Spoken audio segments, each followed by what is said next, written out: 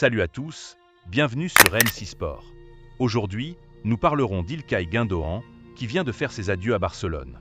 Ensuite, nous aborderons le dossier Victor Roque, qui a trouvé une porte de sortie, et nous terminerons notre actualité du jour avec Joao Félix.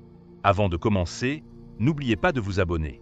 Avant d'aborder le dossier Ilkay Gündoğan, souhaitons un joyeux anniversaire à Robert Lewandowski, qui fête ses 36 ans aujourd'hui. Joyeux anniversaire à lui. Revenons maintenant sur le dossier Ilkay Gündoğan. Comme je vous l'avais mentionné hier, Gündoğan pourrait soit retourner dans son ancien club, soit accepter de réduire son salaire. Il a finalement fait son choix et a décidé de retrouver Pep Guardiola à Manchester City. Aujourd'hui, Gündoğan a fait ses adieux à ses coéquipiers ainsi qu'aux supporters barcelonais. D'après les informations, Gündoğan aurait renoncé aux 2 années de salaire que Barcelone devait lui verser.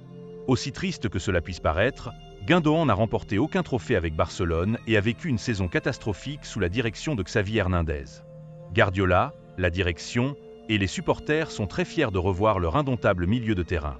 D'après les informations, Gündoğan arrivera en Angleterre dans la soirée. Je suis très fier de lui. Malgré la dernière saison décevante du Barça, Gündoğan peut être fier de lui car il a tout donné à l'équipe, mais en vain, les défaites et les humiliations se sont accumulées jusqu'à la fin de la saison précédente. Dites-moi en commentaire, cher Blaugrana, ce que vous pensez du départ d'Ilkay Gündoğan de Barcelone. Comme promis, nous passons maintenant au dossier Victor Roque, une nouvelle qui plaira sans doute à certains supporters catalans, mais pas à d'autres.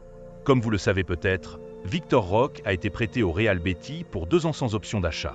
Roque, qui avait suscité l'intérêt de la Lazio et d'Everton, a finalement choisi de rester en Liga sous un autre maillot. Il est possible que lors des rencontres entre Barcelone et le Real Betis, Roque ne puisse pas jouer, comme cela avait été le cas pour Oriol Romeu avant que celui-ci retourne en prêt à Gérone, et cela pourrait être le même scénario pour Victor Roque. Au moins, à Betis, Roque aura du temps de jeu et pourra s'exprimer pleinement, contrairement à Barcelone, qui ne reconnaît pas encore ses qualités. Enfin, nous terminons notre épisode d'aujourd'hui avec Joao Félix, qui a rejoint Chelsea lundi.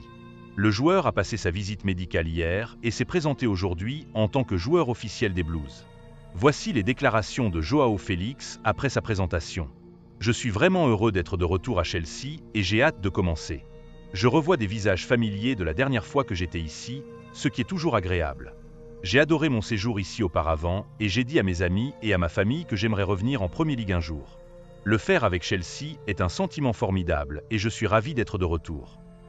Enzo Maresca, très heureux de voir Félix dans son effectif, a déclaré « Félix est un bon joueur, il a du talent. Ce qui est bien chez lui, c'est qu'il peut jouer à différents postes, intérieur, extérieur, numéro 9. C'est pour cela qu'on l'a recruté. » Lors de ce mercato, Chelsea est le club qui a le plus dépensé d'argent avec plus de 20 recrutements effectués. Le club mérite de remporter au moins un trophée car ils ont énormément dépensé et ce n'est pas fini. Le club cherche à recruter Victor Osimhen pour clore le mercato. D'après Fabrizio Romano, un échange pourrait se faire entre Naples et Chelsea. L'échange se ferait entre Romelu Lukaku et Victor Osimhen.